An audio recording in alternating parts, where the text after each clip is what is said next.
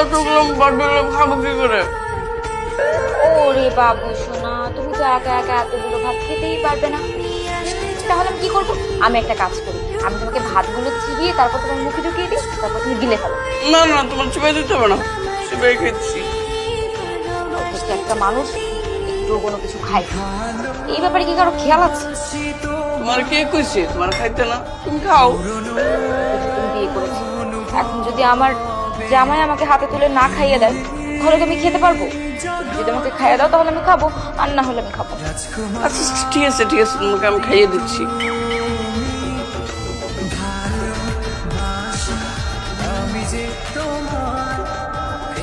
এবার কি শান্ত, এই না হলে আমি লক্ষ্মী জামাই।